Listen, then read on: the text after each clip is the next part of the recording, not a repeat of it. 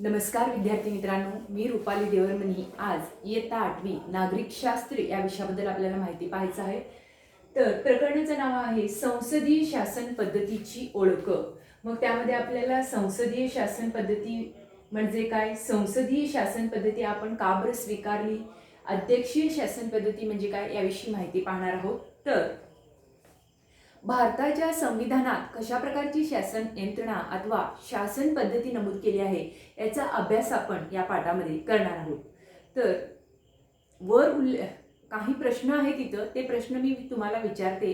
संसदीय शासन पद्धती म्हणजे काय, भारताचे प्रधानमंत्री आहेत पण अमेरिकेचे प्रधानमंत्री का नाही, संसदीय शासन पद्धती आणि अध्यक्षीय शासन पद्धती यांच्यातील फरक काय आहे, अशा वर उल्लेखिलेल्या काही प्रश्नांमधून आपल्याला असे लक्षात येईल की प्रत्येक देशातील शासन पद्धतीचे स्वरूप वेगवेगळे असते. विविध प्रकारच्या शासन पद्धतीचे स्वरूप समजावून घेण्यासाठी आपण शासन संस्थेच्या प्रमुख शाखांची थोडक्यात माहिती घेऊ. यातील कायदे मंडळ कायद्याच्या निर्मितीचे कार्य करते, कार्यकारी मंडळ त्या कायद्याची प्रत्यक्ष अंमलबजावणी करते, न्यायमंडळ न्याय देण्याचे कार्य करते. या तीनही शाखांची कार्ये, त्याचे अधिकार क्षेत्रे व त्याच्यावरील मर्यादा, तीनही शाखांचे परस्परांमधील संबंध संविधान ठरवते. हे संबंध कशा प्रकारचे असतात यावरून शासन संस्थेचे स्वरूप ठरत असते. शासन पद्धतीचे प्रमुख दोन प्रकार यावरून निर्माण झालेले दिसतात. पहिला आहे संसदीय शासन पद्धती, दुसरा आहे अध्यक्षीय शासन पद्धती.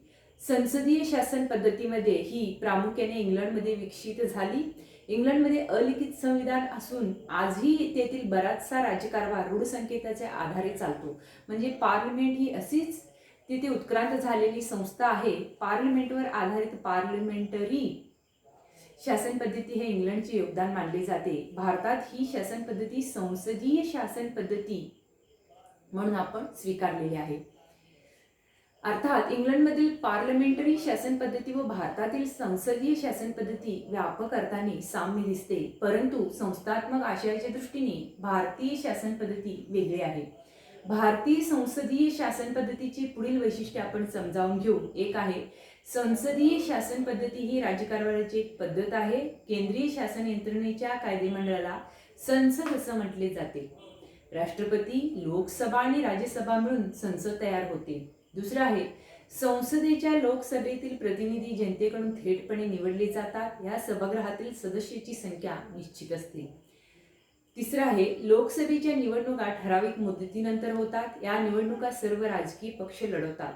त्यात ज्या राजकीय पक्षाला निम्म्यापेक्षा जास्त जागा मिळतात तो बहुमतातला पक्ष मानला जातो. बहुमत असलेला पक्ष सरकार बनवतो. त्यानंतर चौथा आहे काही वेळेस कोणत्याही एका पक्षाला असे स्पष्ट बहुमत मिळत नाही. अशा वेळी काही पक्ष एकत्र येऊन आपले बहुमत सिद्ध करतात व त्यांना सरकार स्थापन करता येते. यास आघाडी सरकार असे म्हणतात. अशा तऱ्हेने जनतेकडून निवडून आलेले प्रतिनिधी कायदेमंडळाचे सभासद होतात व बहुमतातल्या पक्षाला आपले सरकार स्थापन करता येते. या बहुमतातल्या पक्षाचा नेता प्रधानमंत्री होतो व तो आपल्या काही सहकाऱ्यांची मंत्रिपदासाठी निवड करतो. प्रधानमंत्री व त्यांनी निवडलेले मंत्रिमंडळ हे संसदीय शासन पद्धतीतील कार्यकारी मंडळ होय. संसदीय शासन पद्धतीतल्या कार्यकारी मंडळावर दुहेरी जबाबदारी असते. कार्यकारी मंडळ म्हणून त्यांना कायद्याची अंमलबजावणी करते, म्हणजे ते कायदेमंडळाचेही सदस्य असतात म्हणून त्यांना कायदेमंडळाशी संबंधित जबाबदाऱ्याही पार पाडावे लागतात. प्रधानमंत्री व त्याचे मंत्रिमंडळ आपल्या सर्व कृती व धोरणांसाठी पुन्हा कायदेमंडळालाच जबाबदार असतात. याचा अर्थ असा की मंत्रिमंडळाला कायदेमंडळाला बरोबर घेऊन राज्यकारभार करावा लागतो, म्हणून संसदीय शासन पद्धतीला जबाबदार शासन पद्धती म्हणतात. म्हणून तसेच सामूहिक जबाबदारी हे संसदीय शासन पद्धतीची आणखी एक खास वैशिष्ट्य आहे. एखाद्या खात्याचा निर्णय हा राज्याचा निर्णय मानला जातो. या निर्णयाची जबाबदारी संपूर्ण मंत्रिमंडळाची असते. ती प्रत्यक्षात कशी आणली जाते हे सुधारणा आपण पुढील पाठात पाहणार आहोत. संसदीय शासन पद्धतीत कार्यकारी मंडळ कायदेमंडळाच्या विश्वासावर अवलंबून असते. याचा अर्थ जोपर्यंत कायदेमंडळाचा कार्यकारी मंडळाला पाठिंबा असतो अथवा संमती असते तोपर्यंत कार्यकारी मंडळ म्हणजे प्रधानमंत्री व मंत्रिमंडळ अधिकारावर राहते. कायदेमंडळाला किंवा संसदेला जर असे वाटले की आपल्या इच्छेनुसार कार्यकारी मंडळ कार्य करत नाही, तेव्हा संसद अविश्वासाचा ठराव मांडून कार्यकारी मंडळाला सत्तेपासून दूर करते. अविश्वासाचा ठराव हे नियंत्रणाचे एक प्रभावी साधन आहे. संसदीय शासन पद्धतीत संसद किंवा कायदेमंडळ श्रेष्ठ असते.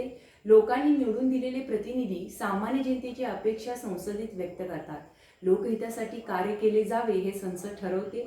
ते लोकांच्या प्रतिनिधीची सभागृह असल्याने व जनतेचा सर्वश्रेष्ठ अधिकार व्यक्त करत असल्याने संसदेचा दर्जा श्रेष्ठ असतो. पुढं संसदीय शासन पद्धती आपण का स्वीकारली हे पाहणार आहोत. संसदीय शासन पद्धती झालं, आता आपण संसदीय शासन पद्धती आपण का स्वीकारली याविषयी आपण पाहणार आहोत. भारताने संसदीय शासन पद्धतीचा स्वीकार करण्यामागे काही कारणे आहेत. ब्रिटिश राजवटीच्या काळातच भारतात संसदीय संस्थांची निर्मिती झाली होती. ब्रिटिशांनी या पद्धतीने राज्यकारभार करण्यास सुरुवात केली होती. संसदीय शासन पद्धती हा सुद्धा भारताच्या स्वातंत्र्य लढ्याचा एक आविष्कार आहे. त्यामुळे या पद्धतीचा भारतीयांना परिचय झाला होता. संविधान सभेत या पद्धतीवर बरीच चर्चाही झाली. संविधानकर्त्यांनी या पद्धतीत भारतीय परिस्थितीला अनुकूल ठरतील असे बदल केले. संसदीय शासन पद्धतीत चर्चा विचारविनिमयाला मोठा वाव असतो. सार्वजनिक हिताच्या प्रश्नावर संसदेत चर्चा होते. या चर्चेत विरोधी पक्षाचे सभासदही भाग घेतात. योग्य ठिकाणी शासनाला सहकार्य करणे, धोरणातले किंवा कायद्यातील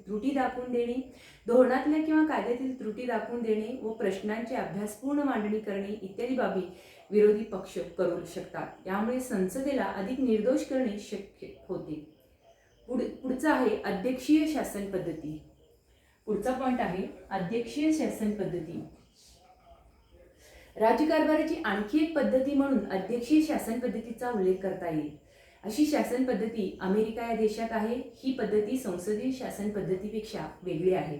म्हणजे कायदेमंडळापासून कार्यकारी मंडळ अलिप्त असलेली आणि ज्यात कार्यकारी प्रमुख राष्ट्राध्यक्ष थेट जनतेकडून निवडला जातो ती पद्धत म्हणजे अध्यक्षीय शासन पद्धती होय. शासन संस्थांच्या तीनही शाखा या पद्धतीत एकमेकांपासून स्वतंत्र असतात, परंतु त्यांच्या कार्यात एकसूत्रता येईल इतपत त्यांच्यात संबंधही असतात.